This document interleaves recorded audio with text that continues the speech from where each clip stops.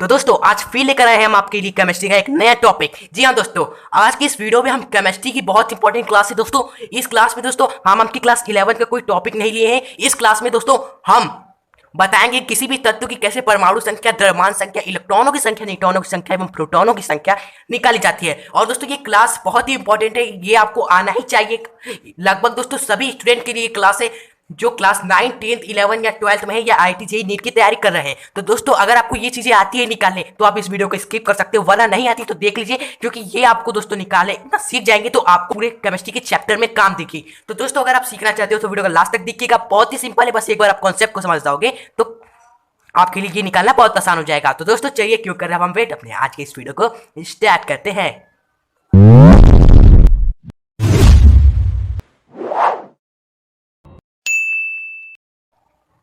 तो दोस्तों सबसे पहले देख लीजिए कि ये क्या है। एक परमाणु का स्ट्रक्चर है, बीच में दोस्तों प्लस का चार्ज है क्योंकि नाभिक होता है और नाभिक में दोस्तों प्रोटॉन एवं न्यूट्रॉन पाए जाते हैं। अब बात ये आई कि इस नाभिक में दोस्तों प्लस का चार्ज ही क्यों है, क्योंकि इसमें दो कण है हमारी, प्रोटॉन भी है और न्यूट्रॉन भी है। तो दोस्तों प्लस चार्ज इसलिए है क्योंकि जो इसमें प्रोटॉन एवं न्यूट्रॉन है उसमें से जो हमारा प्रोटॉन है उस पर धनात्मक चार्ज होता है एवं न्यूट्रॉन है उस पर कोई भी चार्ज नहीं होता है, जीरो मान लीजिए चार्ज होता है या उदासीन होता है। इसलिए दोस्तों हमारा प्रभाव कौन दिखाता है, कौन सा चार्ज, न्यूट्रॉन का चार्ज धनात्मक, इसलिए हमारा नाभिक परमाणु का क्या होता है दोस्तों, धनात्मक होता है। फिर उसके चारों ओर जो हमारे इलेक्ट्रॉन होते हैं वृत्ताकार कक्ष में चक्कर लगाते हैं। तो ये आपको पता चल गया परमाणु में इलेक्ट्रॉन, प्रोटॉन एवं न्यूट्रॉन की स्थिति। और हम आपको बता दें दोस्तों किसी भी तत्व का परमाणु क्रमांक उसके प्रोटॉनों की संख्या द्वारा निर्धारित किया जाता है। जैसा कि हम आपको बता दें दोस्तों वैज्ञानिकों ने किसी भी तत्व का परमाणु क्रमांक निर्धारित किस प्रकार किया, उन्होंने उस तत्व में उपस्थित प्रोटॉनों की संख्या द्वारा उसके परमाणु क्रमांक का निर्धारण किया। जैसे सोडियम ले लीजिए, सोडियम के नाभिक में दोस्तों प्रोटॉनों की संख्या कितनी होती है,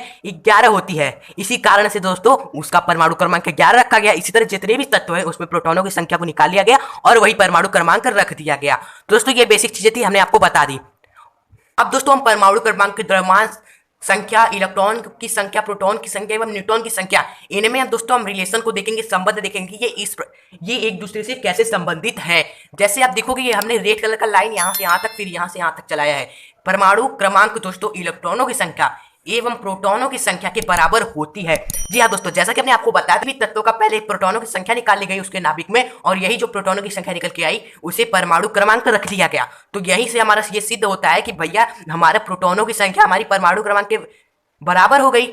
इसलिए दोस्तों हमने आपको बताया था कि किसी भी तत्व में परमाणु क्रमांक ही क्या होता है, उसमें उसके नाभिक में उपस्थित प्रोटॉनों की संख्या होती है, ये एक दूसरे के बराबर होता है परमाणु क्रमांक एवं प्रोटॉनों की संख्या। और उसके बाद दोस्तों परमाणु क्रमांक हमारा इलेक्ट्रॉनों की संख्या के भी बराबर होता है।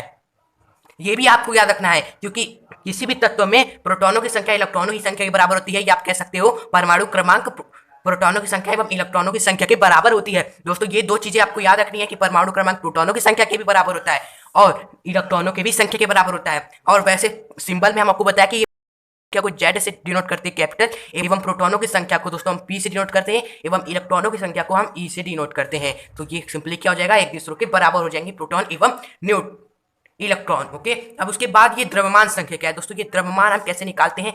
तो द्रव्यमान संख्या दोस्तों हमारा भी तत्वों के नाभिक में उपस्थित दोस्तों प्रोटॉनों की संख्या एवं न्यूट्रॉनों की संख्या के बराबर होती है। ये होता है द्रव्यमान संख्या का सूत्र, प्रोटॉनों की संख्या प्लस न्यूट्रॉनों की संख्या। जिस भी तत्वों का परमाणु द्रव्यमान निकालना है उनमें प्रोटॉन एवं न्यूट्रॉनों की संख्या को आपको जोड़ देना है। और जैसा कि हमने आपको बताया कि प्रोटॉनों की संख्या हमारी परमाणु क्रमांक की भी बराबर होती है एवं इलेक्ट्रॉनों की संख्या की भी बराबर होती है। तो दोस्तों प्रोटॉनों की संख्या को हम क्या लिख सकते हैं दोस्तों, इलेक्ट्रॉनों की संख्या प्लस न्यूट्रॉनों की संख्या, या हम लिख सकते हैं परमाणु क्रमांक प्लस न्यूट्रॉनों की संख्या। इन दोनों इस तरह भी लिख सकते हैं क्योंकि ये तो हमारे इलेक्ट्रॉनों की संख्या एवं परमाणु क्रमांक के भी बराबर होता है, तो इसे इस तरह भी लिखा जा सकता है। तो इस तरह द्रव्यमान संख्या के 3 सूत्र निकल के आए, जिसमें न्यूट्रॉनों की संख्या तो चाहिए ही चाहिए, लेकिन प्रोटॉनों की संख्या अगर नहीं है तो इलेक्ट्रॉनों की संख्या है तो उसे जोड़ दीजिए, इलेक्ट्रॉनों की भी संख्या नहीं है तो परमाणु क्रमांक है उसे जोड़ दीजिए। ओके दोस्तों, तो ये दो बातें आपको याद रखनी है। ये दो बातें, ये जो सूत्र हमने आपको बताया वो आपको याद है तो आप इस टॉपिक से अगर कोई भी सवाल आएंगे आप उसे हल कर लोगे। जैसा कि आगे हम खुद यहाँ पर कुछ प्रश्न लिए हैं इस टॉपिक से, जिससे आपको और अच्छे समझ में आए। ये प्रश्न है आपके सामने कि किसी भी तत्व है, कोई भी परमाणु क्रमांक उस तत्व का 19 है, कोई भी तत्व उसका परमाणु क्रमांक हमारा क्या है, 19 है। तो इसे लिख लेते हैं दोस्तों, हमारा परमाणु क्रमांक क्या है, जेड हमारा दोस्तों 19 है। और हमें दिया है इस 19 तत्व, 19 परमाणु क्रमांक 19 वाले तत्व में प्रोटॉनों की संख्या व न्यूट्रॉनों की संख्या ज्ञात कीजिए। यानी कि हमें प्रोटॉनों की संख्या निकालनी है क्या है, और हमें न्यूट्रॉनों की संख्या निकालनी है क्या है। और हमें क्या दिया है, हमें दिया है यदि उसका द्रव्यमान हमारा क्या है 29 है, यानी कि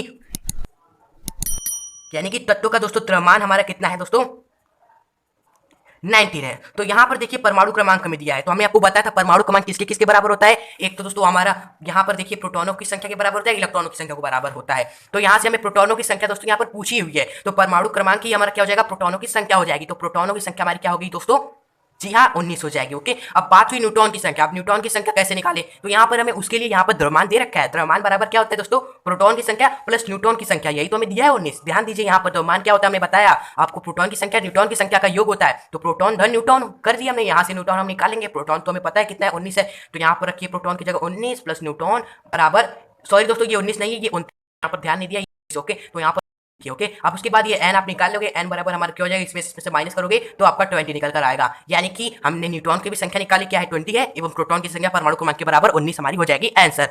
इसी टॉपिक से रिलेटेड दोस्तों एक और प्रश्न है, दिया है इस प्रश्न में, यदि किसी उदासीन तत्व में इलेक्ट्रॉनों की संख्या 15 है तो उस तत्व का परमाणु क्रमांक ज्ञात कीजिए। तो दोस्तों यहाँ पर हमसे पूछा है कि कोई भी एक तत्व है उदासीन है दोस्तों, यानी उस पर कोई भी दोस्तों चार्ज नहीं है, तो उस तत्व में हमें इलेक्ट्रॉनों की संख्या दी हुई है, कितना है 15 है, यानी इलेक्ट्रॉन की संख्या में दी हुई है कितना है 15 है। और हमें पूछा गया है कि उस तत्व का परमाणु क्रमांक निकालना है, जेड निकालना है, और साथ ही साथ हमें उसका द्रव्यमान भी ज्ञात करना है, यानी द्रव्यमान निकालना है। द्रव्यमान बराबर क्या होता है, प्रोटॉन प्लस न्यूट्रॉन, यानी कि हमें प्रोटॉन चाहिए अब न्यूट्रॉन चाहिए, तभी द्रव्यमान निकालेंगे।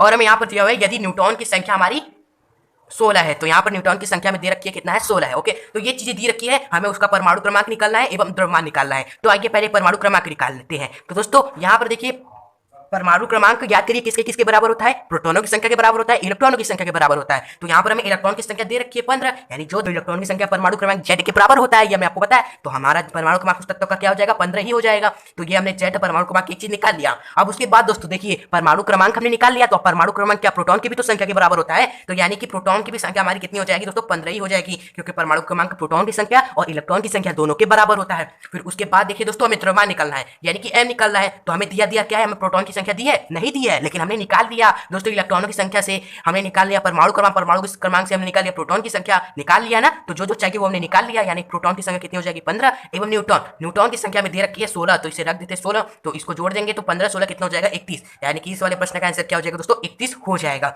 उसके बाद दोस्तों देखिए एक लास्ट वाला क्वेश्चन है, इसका आंसर आप दोस्तों मुझे कमेंट बॉक्स में बताइएगा, क्योंकि हमें भी तो पता चले आप कितने अच्छे से इस टॉपिक को सीख रहे हैं। प्रश्न बहुत ही छोटा है कि किसी भी तत्व का हमें द्रव्यमान दे रखा है, यानी मास दिया है कितना है 32 है, और हमें दिया है परमाणु क्रमांक यानी जेड हमारा 16 है। तो हमसे पूछा है न्यूट्रॉन की संख्या, यानी न्यूट्रॉन हमें निकालना है कितना है। ओके, आपको बता दें किसी भी तत्व का द्रव्यमान किसके बराबर होता है, यानी कि किसी भी तत्व का द्रव्यमान यानी 32 किसके बराबर होगा, हमारा प्रोटॉन प्लस न्यूट्रॉन के। तो जेड है जो आपका परमाणु क्रमांक है, उससे आप प्रोटॉन की संख्या निकाल लोगे दोस्तों। उस प्रोटॉन की संख्या जब निकाल लोगे तो उसे 32 से घटा दोगे तो आपका न्यूट्रॉन निकल कर आ जाएगा। तो चलिए अभी आप कमेंट बॉक्स में बताइए क्या निकल के आया इसका आंसर।